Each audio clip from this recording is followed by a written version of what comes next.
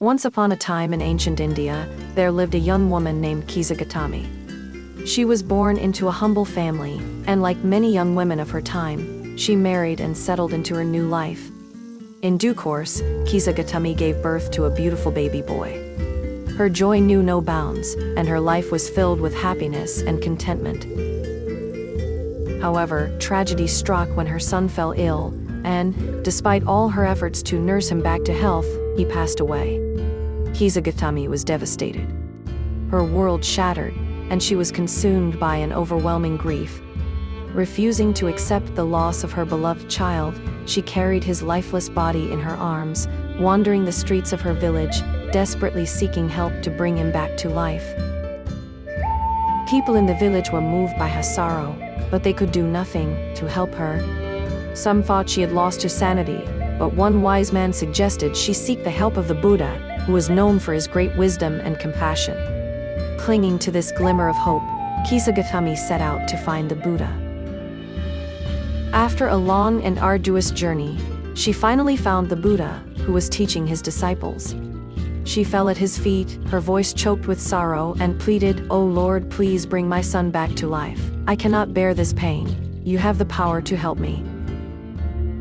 The Buddha looked at her with deep compassion and said, "I can help you, Kisa Gotami, but first, you must bring me a mustard seed from a household that has never known death. With that seed, I can prepare a medicine to heal your son." Filled with a renewed sense of purpose, Kisa Gotami set off immediately, going from house to house in search of the mustard seed. She knocked on the first door and asked, "Do you have a mustard seed? My son needs it for a special medicine." "Of course," replied the householder, and he was about to give her the seed when she added, "But has anyone in your family ever died?" The householder's face fell. "Yes, we have lost many loved ones over the years." Kisa Gotami thanked him and moved on to the next house. Again, she was offered mustard seeds, but when she inquired about death, she found that every family had experienced the loss of a loved one. As she continued her search, it became clear that death had touched every household.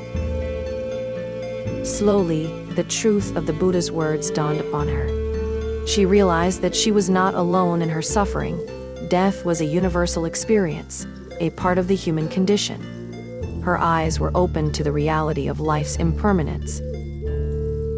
Returning to the Buddha, empty-handed but enlightened, Kisa Gotami said, "I could not find a single household that has never known death. Now I understand your teaching. Everyone must face the death of those they love, and it is an inescapable part of life." The Buddha gently responded, "Kisa Gotami, you have learned an important lesson. Death is a natural part of life, and we must learn to accept it. Clinging to what is impermanent causes suffering. By understanding and accepting the impermanence of life, we can find peace."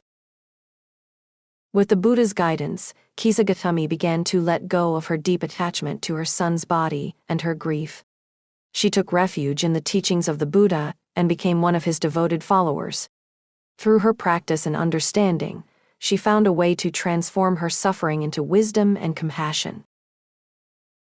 Kisa Gotami's story is a powerful reminder of the universality of suffering and the importance of accepting the natural cycle of life and death. It teaches us that through understanding and compassion, we can overcome our grief and find peace.